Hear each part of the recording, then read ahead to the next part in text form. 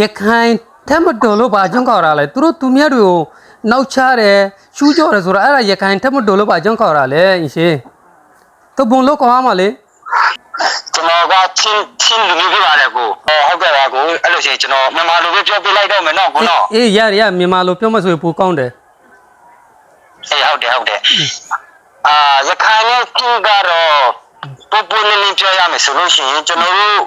တွေကရခိုင်တွေကိုပြဿနာလာရှာတာတော့မဟုတ်ပါဘူးပေါ့နော်ဒါကျွန်တော်တို့ချင်းတောင်တိုင်းမှာနေတာလေယာစားပြီးတော့မှလုတ်ကန်ပြီးတော့မှအေးဆေးနေတာလည်းချင်းလူမျိုးနေစုဖြစ်ပါတယ်အဲ့ဒါကြောင့်မလို့ရခိုင်တပ်မတော်တွေကလက်နက်ကင်ပြီးကျွန်တော်တို့ချင်းပြည်နယ်ကိုဝင်ရောက်ပြီးမှအကြောင်းမျိုးကြောင်းနေပေါ့နော်အကြက်ဖက်အဖြစ်လောက်ကျန်ပြီးတော့မှကျွန်တော်တို့အခက်ခဲအများစွာနဲ့ကျွန်တော်တို့ရင်ဆိုင်ရခဲ့ရတယ်အဲ့လိုဆိုရင်ငါပြမ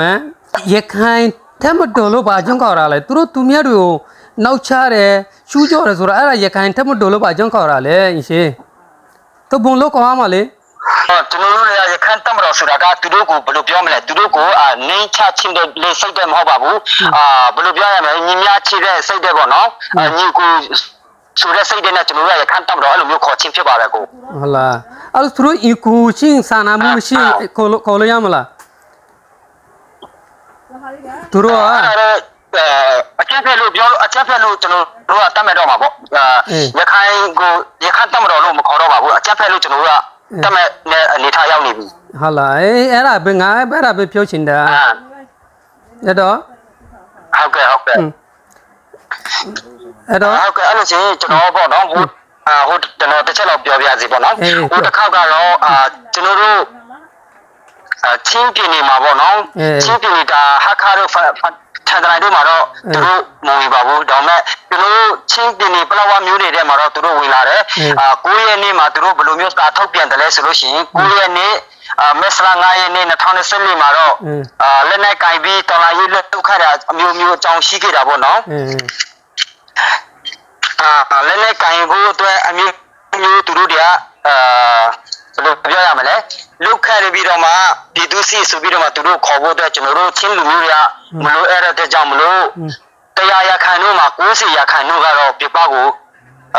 ထွက်လာရတာဖြစ်ပါတယ်ပေါ့နော်အဲ့တဲ့အချိန်မှာဒီစာလေးမှာသူတို့ပါဝင်တာတော့9ရွာတော့ပါတာပေါ့နော်9ရွာတော့ပါထားတယ်အဲ့ဒါရွာနာမည်တော့ကျွန်တော်တိကျဖော်ပြပေးလိုက်မယ်နော်ကိုနော်ဟုတ်ကဲ့ချင်းပြည်နယ်မှာလက်နက်ကပလောဝမျိုးနေမှာတဲ့ကလေးချောင်းဖက်မှာပေါ့နော်ကလေးချောင်းအဲ့ဒီရွာနာမည်ပါတော့ဒူးချောင်းပါတယ်ရေချမ်းသာပါတယ်ရွှေလိုက်ပြူပါတယ်ဒူးရတောင်ပါတယ်စေဒီရွာဖက်တွင်တဲ့သူတို့တွေကအကြက်ဖက်လောက်တာပေါ့နော်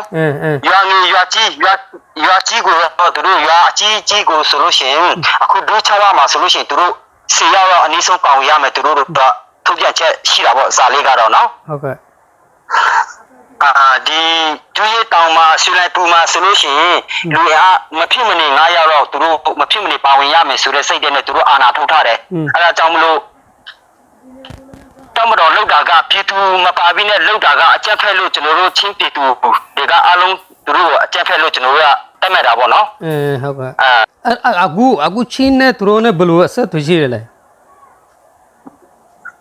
ကျွန်တော်တို့ဒီအဆက်တွေရတာ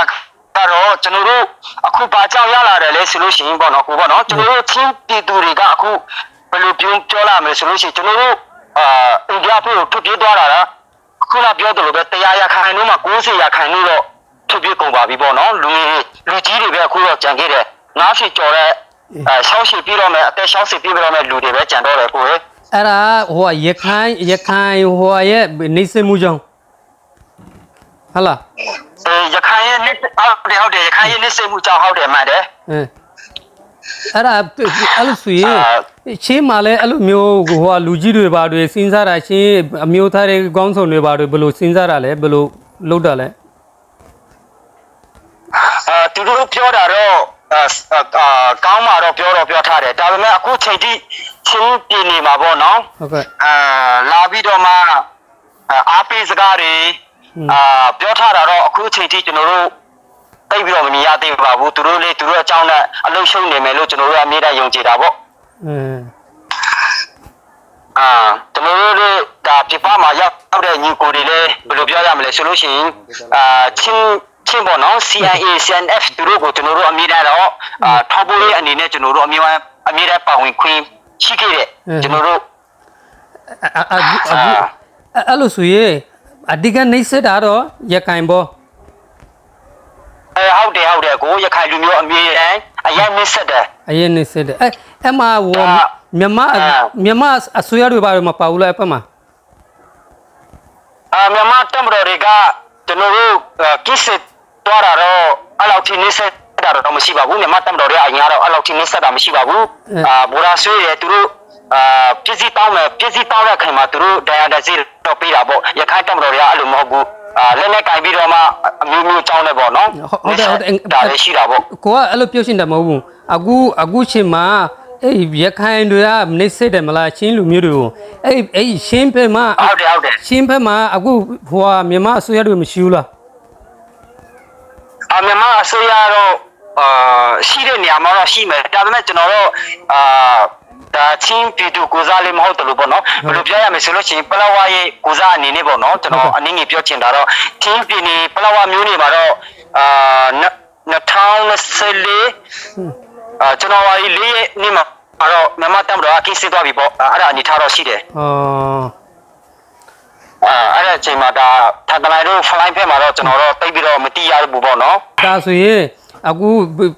ထွက်သွားရမလားမြန်မာဆွဲထွက်သွားရမလားအဲ့ချင်းရဲ့ရှင်တွေကိုကြာပြီးမှချင်းပြေရဲ့ရှင်တွေကိုကြာပြီးမှသူတို့အဖက်ဟိုအယုံဆိုင်တာရေးဆိုင်တာတော့မရှိဘူးလားချင်းဒီလေးအခုရှိတယ်လမ်းပေါ်မှာတော့မြင်တွေ့ကြတာပေါ့နော်အားတော့တင်းထားတယ်ပြီးကျွန်တော်တို့လေးချင်းဒီလေးဒီဖက်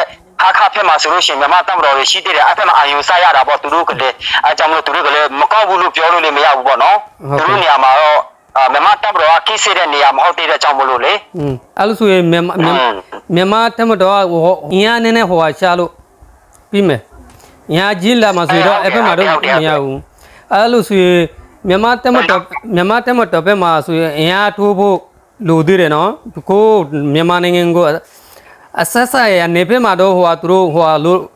ကောက်ွယ်လို့ရအောင်အင်အားထိုးနိုင်မယ်ဆိုတော့ကောင်းမယ်နော်